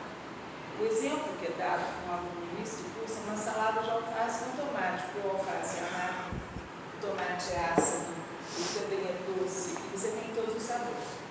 E o segundo exemplo dado é muito simples. Sua mãe está fazendo um bolo, ela bota uma pitada de sal, e ela está fazendo um salgado, e ela bota uma pitada de açúcar, para contemplar mesmo que você não sinta todas as regiões do gosto. O que acontece hoje com as análises que a gente estão publicadas ainda, né, é que a gente sabe que tem inúmeros agrotóxicos que eliminam partes do sabor. Eliminam a parte doce, a parte salgada, então elas chegam a comprometer o gosto enquanto interferem em parte do sabor. Isso acontece por uma série de reações químicas. Isso pode acontecer, por exemplo, sem agrotóxico. Se você tem uma mistura de determinados componentes químicos, você não percebe uma característica ali de sabor. Né? A gente está falando aí de reações químicas, que os agrotóxicos podem ou não interferir, não necessariamente. É só esse o ponto que eu bato, porque ele não é o que explica me lembrei, uma ausência de sabor. Quando a gente fala dessas memórias... Aquela máquina parte. Sim, não, isso por reação química pode acontecer. O que a gente remete muitas vezes para essas lembranças é uma memória afetiva. E isso muitas vezes é inalcançável. Não há sabor nenhum que eu vá chegar e que vai me remeter àquela experiência que eu tinha comendo as madeleines de Proust, enfim, qualquer coisa que a gente queira citar aí literariamente para pensar de uma memória alimentar afetiva. Né? O gosto ele é uma expressão muito forte de memória. Uma valorização, muitas vezes, desse passado, mas que também tem o presente, que ele precisa, né, do presente para ser expresso. Então, é muito recorrente. Isso é a coisa que mais acontece, é alguém remeter a uma experiência do passado para dizer algo que não come mais. Ou então, alguém que prova um determinado alimento e chora, porque remeteu a uma experiência pregressa. Então, o afeto, ele é muito importante para interpretar esses alimentos, né? Essa dimensão emocional mesmo, a maneira como eu me relaciono com esses alimentos. Recentemente eu vi uma pesquisa para pensar... Agora eu preciso tomar cuidado para não dizer bobagem, né? Porque eu não me lembro bem a pesquisa. Eu vi só numa apresentação num congresso, não li ainda. Mas é para pensar a alimentação de mães que sofreram a perda de seus filhos, né? Um grande trauma, como isso altera a sua percepção alimentar. Então, muitas delas têm traumas alimentares, não conseguem comer determinados alimentos, porque remetem aí às experiências traumáticas delas. Pesquisa bastante interessante. E que justamente coloca em questão essa memória, como eu resgato isso, como eu coloco isso no presente, e etc. Mas aí a gente, né, aqui já deu vários exemplos desse gosto como memória e como uma dimensão de patrimônio, porque nós vamos valorizando determinadas coisas, né, sustentando discursos, narrativas, por menos que a gente reconheça. Às vezes a gente acha, né, se eu perguntasse aqui antes, qual é a nossa preferência alimentar de hoje? Iam sair opiniões bastante diferentes. Mas existem também muitas permanências desse gosto. Expressões dessa cultura que são recorrentes e que se expressam. Isso é muito claro na indústria de alimentos, porque a indústria de alimentos tem um olhar para lucrar com isso e conseguem perceber com mais clareza. E os consumidores, muitas vezes, olham para isso exatamente com esse olhar de que isso é sofisticado. Historicamente, quem fica nomeando percepções sensoriais é uma elite intelectual. Saber descrever um vinho é um conhecimento sofisticado, que tem distinção de classe. Na verdade, até a forma de experimentar o vinho passa por um sistema de classificação muito próprio. Assim. Então, determinados países que costumam beber vinho não necessariamente tem o mise-en-scène francês, que aí vários hotéis, restaurantes incorporam isso. Mas é isso que nos impede de ter uma percepção melhor, mais sofisticada desses alimentos. Porque se a gente acha que para entender, para descrever um alimento, um vinho, ele precisa estar numa taça X, numa determinada temperatura, eu preciso saber qual é a uva, eu preciso saber qual é a região produtora, eu estou perdendo em conhecimento. Eu fico refém do que a indústria vai me dizer para consumir. A educação do gosto, ela tem que acontecer não só para uma elite, ela tem que acontecer, né, aí transversalmente, né, ela tem que acontecer em diversas esferas sociais. Porque se a gente entende que descrever um alimento é uma distinção de classe, eu não consigo fazer com que classes marginalizadas saibam que elas estão consumindo de fato. Tem uma entrevista que um jornalista faz dentro de uma tribo indígena das mais isoladas no Brasil, e ele vai entrevistar, e aí ele pergunta para uma garotinha assim, qual é a sua comida preferida?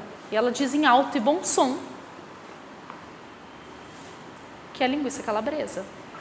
Porque existem barquinhos, né, que vão fazer esse comércio de alimentos. E aí o desespero do jornalista olha todo o potencial, o conhecimento sofisticado de alimentação que tem aqui, e a criança, o que ela mais gosta é linguiça calabresa. Mas, Carol, a gente tem um problema de patrimonialização com conhecimento, né?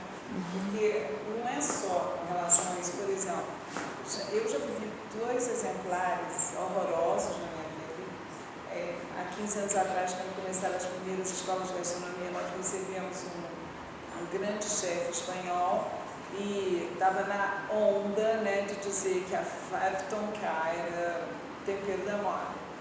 Eu não sabia o que era Five Tonka, porque eu tinha visto quando eu botei o olho e falei, pô, isso aqui é uma loja de macumba. Aí nós me mataram, dizendo, de desmerecer o cara.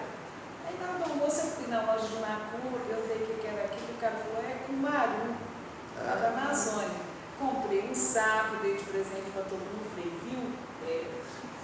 Custava $100, 100 gramas na Espanha, custava R$1 a semente na loja de macumba. Mas se você for na loja de macumba, hoje não tem mais nenhuma. Né? E nós já recebemos no Festival de Tiradentes uma mulher que veio da África do Sul, que ela veio com a maleta amarrada com cadeado no pulso, e eu achei que era uma trufa rosa, alguma coisa do gênero, porque ela ia no banheiro, ela levava a mala, ela ia no hotel, todo lugar que ela ia com aquele negócio amarrado. A primeira aula dela foi no verde mar. Quando ela abriu a malinha, primeiro ela falou que a erva só nascia debaixo dos baobás, que era o melhor tempero do mundo, fez todo mundo provar uma carne, todo mundo, Quando ela abriu, que eu olhei assim, falei com o menino verde mar, vai lá embaixo, busca uma bandejinha de poejo. Sabe poejo, pra você chá pro neném?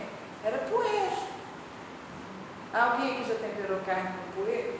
Eu só depois dessa mulher. Né? E ela queria vender aquele negócio de $1.000 a marinha. Poejo, gente, poejo. A gente desmerece por não conhecer. Quantos aqui já provaram uma baunilha banana? Né? Então, eu acho que tem muita coisa na patrimonialização que fica engrevada por nós não conhecermos o nosso potencial, o nosso patrimônio. Com certeza. E porque a gente fica restrito ao que as pessoas dizem que nós devemos consumir, o que é um alimento bom, né? O que está disponível para a gente. Isso é comida, isso não é. Tudo isso faz parte da maneira como a gente está interpretando. Flor de ipê amarela? Ipê amarela, já. Quem já? Você não vale, Silvia. Pois é uma delícia, né? Maravilhosa. Carne enroladinha. Sei, tem adoidado, tá todo florido aí, não tem muito. Mas, Carol, uma coisa que eu fico tentando entender assim, então, esse processo de educação do gosto. A possibilidade de aumentar o repertório gustativo da pessoa, tudo, porque assim, você foi crítica à ideia de naturalização, de natureza defendida. Né? E, de fato, aí tem essa máxima também que comer é um ato político e tal, esse negócio todo. Mas a educação do gosto não necessariamente passa por aí, é só ampliar o repertório e conhecimento sobre gosto. Sim. Que não é pouco, claro que não. É ampliar o repertório e aprender a descrever. Então, sim, é preciso saber o que é um sabor umami, o que é um amargor, o que é uma acidez, quais são as nuances disso, quais são esses descritores. Tudo isso a gente, né, assim como a gente aprende matemática, na minha opinião, a gente precisa aprender a ter análise sensorial, ter educação do gosto nas escolas. Porque é isso que nos capacita a interpretar os alimentos. E aí, eu uso a dimensão que o Chapin utiliza aqui, tanto gosto como cultura, quanto fisiológico. A gente precisa da parte análise sensorial, química, mas a gente também precisa da parte cultural. Elas são indissociáveis, não dá para colocar só percepção sensorial. Não é apenas isso, eu preciso compreender a que sentidos estão atribuídos essas percepções. E que também a filosofia toca muito aí essa discussão. A sua ideia seria fazer uma autonomia do paladar individual, assim, como se, em vez de desenvolver um pensamento crítico, desenvolver um paladar que a pessoa conseguisse ter uma autonomia de gosto. Não sei se é uma noção que seria essa. Eu vou pensar sobre isso. E, imediatamente eu diria que não é exatamente uma autonomia, mas que ela a autonomia é uma consequência. Quando eu educo a minha percepção, eu ganho autonomia. Para interpretar. Necessidade crítica. Sim. Nós aprendemos a fazer interpretações econômicas, sociais, a gente faz uma série de interpretações, a gente aprende diversos conteúdos, mas nós não somos educados para perceber os alimentos. Incomoda muito de pensar esse sintoma de educação do gosto, assim, nesse sentido também que reflete em certa medida o que a gente estava pensando, agora um pouco sobre Nestlé, encapsulamento e tudo mais, porque a gente está vivendo um tempo inteiro com uma apropriação discursiva de algumas palavras, e essas são usadas como descritoras de algumas coisas, por isso acessa, em certa medida, as camadas mais baixas. E aí onde mora a grande necessidade dessa educação do gosto é para entender quem são esses articuladores e por que a gente toma determinados adjetivos e usa ao mesmo tempo substantivos para falar sabor de piqui, sabor de couve, sabor de jaca. E o que é isso enquanto representatividade de sabor doce, amargo e uns reflexos culturais todos, né? Mas assim, ao mesmo tempo, existe toda uma lógica de uma grande empresa que recupera de um pequeno produtor toda a sua grande produção e ela coloca isso tudo numa cápsula e vende como bom e essa coisa toda, assim. Então, desse encapsulamento que está aí reverberando uma ideia de apagamento, a gente compra como ficção, assim, alimentar o tempo todo. E isso é um reflexo de uma Dona Benta, né? Uma farinha Dona Benta que todo mundo consome, mas a gente dá o nome de bolo de laranja da vovó. Então, o que me preocupa, em certa medida, a anedota que você traz assim, inicialmente, eu estou num grupo de mestrandos de história da alimentação e mais várias coisas, vários estudantes de um monte de coisa com todo um apuramento disso, pantagruélicos absolutos e tal, e aí eles identificam o que é industrializado como coisa de casa, como coisa da avó. E aí a gente, um sintoma real é o que a gente está chamando de comida afetiva e comida de verdade. O que são essas duas palavras quando a gente está pensando todo dia em educação do gosto? Em se educar pensando em questões estéticas e políticas do gosto, assim, né? Aí a gente usa a revelia essas duas palavras, se apropria delas também para comércio. E onde que está isso? Onde que está esse verdadeiro e onde que está esse afetivo, assim? Como que a gente está manipulando isso na nossa casa? Como que a gente está manipulando isso em termos de tempo, assim, né? Porque tudo que rege a nossa relação atualmente com o alimento é o viés de tempo que a gente não consegue compreender. Não existe isso. E só existe alimento porque tem uma conexão com a natureza que só funciona porque existe um tempo para se plantar e para se colher. Né? Então, assim, essa ruptura que cria um paradigma para a gente atualmente, assim, como chegar nessa educação para falar dessas duas palavras e para isso ser internalizado como experiência, né?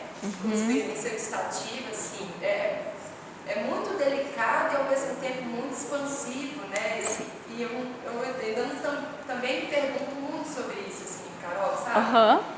E é uma encruzilhadinha que eu acho que a gente está, mas essa ficção do sabor atualmente para mim, assim, muito curioso, sabe? Como que isso é tomado facilmente por todo mundo e às vezes até pelo Petrinho, sabe? Até pelo nutricionismo do Polo, sabe? Assim, tem uma chave muito mais discursiva nisso tudo Claro. do que Propriamente. essencialmente o que a gente está precisando de viver, né? Claro. E aí, não sei. A sua fala me faz pensar em duas coisas. Uma primeira é que a gente se apropria mal desses conceitos, né? Então, assim, um dos conceitos que eu já analisei aí no início do século XXI é o processo de gourmetização, né? Muitas coisas viraram gourmets no nosso mundo brasileiro, né? O cachorro-quente virou gourmet, os churros virou gourmet virou, né, pipoca, milhões de coisas gourmetizaram. Né? O gourmet é um conceito francês associado a um outro que é o gourmand. O gourmet ele remete a uma ideia de refinamento, de sofisticação. E o gourmet está muito mais ligado a uma dimensão de apreciação, né? É claro que existem usos exagerados aí nos dois lados. O exagero do gourmet é essa gourmetização, esse excesso de sofisticação, de refinamento, que muitas vezes não tem um refinamento em si, não, nada se alterou naquele alimento, mas a partir do momento que você chama de gourmet, você consegue vender mais caro. E para o mundo francês, o gourmand, o exagero dele é como se fosse uma espécie do glutão, né? Daquele que come demais por prazer, quantidade, etc. Então, se a gente vive hoje o problema do gourmet, a França vive o problema, digamos, do gourmand, né? Um dos conceitos que eles atacam hoje. Essas anomalias vão sendo... Mas hoje, o gourmet já passou um pouco. A bola da vez é o artesanal. Né? Nós valorizamos o artesanal quase como um sinônimo de natural. Quando, na verdade, o artesanal ele é um conceito para dizer de algo que foi feito com as mãos. Pressupõe menos industrialização, é esse que é o problema. Não necessariamente. Sabe por quê? Eu posso fazer um chocolate Páscoa. Eu vou fazer ovo de Páscoa artesanal. Eu comprei um chocolate. É um artesanal. Esse é o ponto. Eu posso chamar esse ovo de Páscoa de artesanal, porque eu manipulei ele manualmente. Não necessariamente eu estou dizendo de um produto artesanal que ele não é industrializado. Ele pode ter passado por um processo industrial. Querem um exemplo mais chocante que esse? Queijo Minas artesanal. Aí vocês vão me dizer, não, queijo Minas artesanal, coalho industrializado de todos os produtores de queijo em Minas Gerais hoje. Não é permitido usar coalho natural. E poderia até colocar uma imagem aqui do coalho, é bem chocante, porque é uma embalagem bem... Você fala assim, meu Deus, que medo. Então, é preciso que a gente entenda bem o que nós estamos consumindo. Eu posso chamar esse queijo Minas artesanal. Ele foi manipulado artesanalmente. Isso não significa que ele é não industrializado, natural. A nossa compreensão que precisa se sofisticar sobre essas coisas. Carol, mas eu acho que aí entra no debate assim, o que é natureza. Desculpa. Essa discussão ela é necessária. Porque assim, aí, no final das contas, a sociedade ocidental separou natureza e cultura, né? Sim.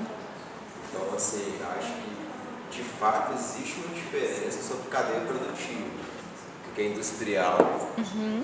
Você acha que isso está vinculado a esses níveis produtivos e hegemônicos também. Então, por exemplo, o caso do queijo daqui de Minas, né?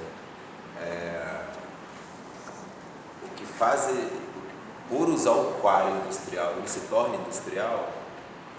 O queijo? Não. Não, então só não. Porque assim, aí são níveis da cadeia produtiva bem diferentes, assim. Completamente. Eu concordo e acho que o queijo tem que continuar sendo chamado de artesanal. Porque assim, se a gente coloca sobre essa perspectiva natural, o natural só faz sentido quando você separa natureza e cultura. Porque, de certa forma, tudo é natural. Ou nada é natural. Sim. Porque assim, pensando na questão do planeta, tipo, não existe dentro e fora, né? Todos estamos dentro. Então, você acha que aí só nesse sentido dessa problematização, assim, porque, de fato, nada, assim, o que é natural? Sim, não, essa é uma discussão de base filosófica mesmo, e que ela é importante. Mas o que nos interessa, por exemplo, está em debate agora no nosso cenário, que é o governo está instituindo um novo selo para regulamentar esses produtos de origem animal, que é chamado de selo arte. Então existe lá uma cláusula, o que é artesanal. Né? E nós estamos participando desses debates, nós concordamos. Então, se aproximar também desse tipo de discussão é muito importante. Né? O que é artesanal hoje está sendo definido nesse momento, está em processo. O que nós vamos chamar de artesanal, o que vai entrar dentro do selo arte ou não, é em debate. Essas linhas sempre são muito tênues.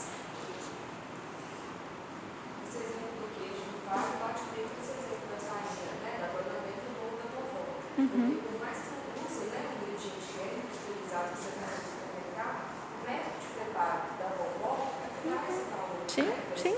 É a mesma coisa do queijo, é a mesma intenção. Com certeza. Uma outra coisa que eu pensei a partir da sua fala, sobre os nomes que nós damos, uma das minhas bandeiras hoje é que dentro de determinados campos de conhecimento de alimentos, eu dou aula em curso de gastronomia, né? Então, por exemplo, o mundo do vinho tem descritores padronizados para descrever o vinho. O do café é a mesma coisa, do queijo, né? Do chá, por aí vai. Cada nicho de compreensão de alimentos existe ali associações, existem pessoas, existe um debate, existe uma construção científica para dizer quais são os descritores mais recorrentes para se analisar aquele alimento. Nós utilizamos no Brasil hoje apenas descritores, que são descritores internacionais. Então, toda vez que a gente vai analisar queijo, a gente usa descritores de fora. Todo o nosso repertório de conhecimento aqui está, para não dizer apagado, pelo menos silenciado. Ele não aparece. Então, saber que eu posso tomar um vinho e falar que ele tem sabor de, sei lá, vamos pensar numa coisa nativa do Brasil. Saputi é permitido. Você não precisa se sentir fora de nenhum circuito. Você pode tomar um vinho e falar que tem sabor de saputi, que deve ser maravilhoso, inclusive. Para quê? Sabe para quê? Precisar achar frutas vermelhas no vinho. Olha para o seu repertório de conhecimento. E nós não nos empoderamos disso. A gente fica refém desses conhecimentos. A gente acha que para eu saber alguma coisa eu tenho que ter participação, tem que ser de fora, tem que ser sofisticado. Sim. Na minha hipótese até o momento, a nossa construção de gosto ela é pautada por um gosto europeu. Não há uma valorização de um gosto nem ameríndio para colombiano e tampouco africano, grosso modo. Isso foi uma coisa que quando você estava falando um pouco desse campo, da descrição do sabor, da descrição Walters G, eu fiquei pensando demais, assim, aquele momento Todorov, aquele momento descoberta do Brasil e tal. Chegar aqui, esse bando de gente, que é uma discussão que eu levanto sempre também, assim, em sala com os meninos, e como descrever nada que é visto, nada que ainda foi visto, até aquele determinado momento. Quais são os tratos linguísticos para colocar isso daí enquanto um discurso que vai se eternizar, assim? Pode ser discutido, rediscutido posteriormente, sim, mas como que isso começa a ser eternizado? Aí você vai pensar na arte do gosto no Brasil, e existe uma série de dificuldades de trazer isso, porque ou vai para um campo muito popular, e aí a gente mergulha efetivamente no conceito da avó. Sim. E aí, olha, isso daqui na terra da minha avó era chamado assim assado. Aí você tem um desmembramento gigantesco daquela mesma planta, azedinho, e aí ela vira 4, 5, 6 nomes. Ou nomes diferentes para a mesma coisa. Dialetal, assim, riquíssimo. e ao mesmo tempo o campo científico lá atuando, e às vezes ele tendo como uma premissa verdadeira para quem está de fora, assim. Então, para nós, volta sempre num campo de uma identidade rechaçada, enquanto brasileiros, assim. E eu acho que é por esse caminho que a gente vai conseguir minimamente entender o que é essa necessidade de educação do gosto no Brasil, assim, para o leite ninho não virar o nosso fetiche do brigadeiro, exatamente, o nosso fetiche do açaí, sabe? Porque isso com o açaí, por favor, gente, assim, é uma delícia, e agora eu vou também falar lá aqui, que meu amigo falou, eu gosto de McDonald's. Tá tudo bem, né? É legal, é interessante, tá? De texturização, mas por que isso está junto aqui? Sim. Por que a gente faz essa combinação e o que a gente tem como intenção nessa combinação? Assim? O que isso está educando? Que tipo de experiência cai? Porque no campo sensorial e cultural, que aqui, né, o grande caminho que você estava trazendo, que você trouxe, é muito funcional, mas e depois disso, em termos de identidade, e a gente já tem um xarope de Guaraná ali investido na coisa toda, é o quê? Sabe? Essa gambiarra significa o quê para nós? Significa a nossa construção colonial, que para mim, assim, é muito forte na nossa alimentação, o quanto para valorizar coisas de uma matriz cultural que não seja europeia, a gente precisa sempre, ou se para usar um ingrediente ou nativo, ou um ingrediente, né, que a gente recebe via África, a gente usa técnica europeia. A gente precisa sempre desse veículo, que é quase como um fio condutor de aceitabilidade. Então, ok, o açaí é massa, é nativo, mas aí eu associo ao leite ninho, né, que é um alimento de tradição europeia. Então, isso é algo que permanece muito na nossa alimentação. Eu brinco que em Minas Gerais, para valorizar comida mineira, a gente faz risoto de costelinha cora pronobis. Né? Costelinha, né? Comida mineira, ora pronobis, produto nativo. E aí a gente usa uma técnica, de fora, que é para dar valor, né? Então há uma permanência muito grande. Há uma permanência muito grande do nosso passado colonial na nossa alimentação. E muitas vezes a gente pode nem querer comer o risoto, mas é pelo menos para sofisticar, né? Para melhorar, para valorizar. Eu acho errado não manter o sabor. Porque se você quer fazer comida mineira que seja transformando em um risoto, né? Assim, a gente tem muito isso, essa função de cozinhas, né? Mas o problema é você desprender completamente, falar que é um risoto de canjiquinha e fazendo sei lá o quê. Então, assim, eu acho que se você se manter fiel aos sabores, essa memória afetiva que a gente tem de comida mineira, aí tudo bem, não tem problema você inovar, né, nas técnicas. Só que aí quando a gente começa a pensar em identidade, se a gente olha para essa história... não pode chamar de comida mineira também. Então, porque aí a gente tende a achar que a identidade ela existe no início, né? A gente remonta sempre à origem das coisas para pensar a identidade. Mas a identidade ela está justamente no fim do percurso. O início ele faz parte, mas eu preciso muito da trajetória desse percurso para a construção de uma identidade. Então, se a gente olha para o início da alimentação em Minas Gerais, a gente vê uma alimentação completamente diferente da que a gente tem hoje. A que a gente tem hoje se parece um pouco mais com a do século XIX, com a do XVIII, pouco. Então, essa construção identitária ela é muito complexa, né? E ela é construída hoje, dinâmica, instável, vai se reconstruindo cotidianamente. E não dá para pensar só numa vertente para compreender uma identidade, nem só em ingrediente, nem só em técnica, né? Tudo isso compõe ali a construção de uma cozinha.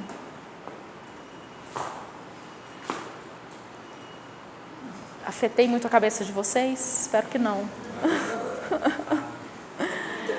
Bom, acho que é isso que eu tinha para dizer. peço aí que vocês me escrevam se ficaram ainda inquietos com coisas, me inquietem também, por favor, mais do que já fizeram. Essas trocas são muito boas, ainda mais para mim que estou nesse momento assim de estar mergulhada numa pesquisa de doutorado, então eu penso nisso um pouco mais que 24 horas por dia. Então essas trocas são mesmo muito boas, muito felizes para mim. Mas espero que eu tenha afetado vocês no sentido de pensar, né, interpretar melhor isso que a gente está comendo, conseguir descrever melhor esses alimentos é um dos caminhos, né, possíveis para que a gente fique mais autônomo, né, menos refém de determinadas narrativas. E isso é um exercício cotidiano. Muitas vezes a gente acha que a pessoa que leva um caderninho para o restaurante é um crítico gastronômico chato. Mas anotar a nossa percepção é uma maneira que a gente tem de produzir conhecimento sobre aquilo que a gente está comendo. Se a gente continua achando que anotar o que eu como é uma coisa de gente chata, sofisticada, eu vou continuar não fazendo uma reflexão sobre aquilo que eu estou comendo. Quando isso é um hábito, é mais fácil, enquanto você está comendo, conversando, pensar sobre o seu alimento. Mas para quem não tem esse hábito, às vezes a gente precisa parar mesmo, escrever, anotar, tentar fazer o exercício de o que é que eu estou sentindo, que essa comida, eu gosto dessa comida porque tem afeto, porque ela é ácida, porque ela é amarga, porque ela é doce, porque ela é gordurosa, ou porque ela me lembra algo que eu comia na infância, ou porque eu gosto muito de manga, e, enfim, são muitos vieses possíveis de compreensão. E esse exercício é, de fato, um caminho, né? A gente tirar um pouco esse lugar da sofisticação, da descrição sensorial dos alimentos, é muito importante. E todo o tempo, comemos várias vezes ao dia. Quantas vezes a gente para, de fato, perceber aquilo que a gente está comendo, né? Provoco vocês a fazer esse exercício. É isso, gente. Obrigada.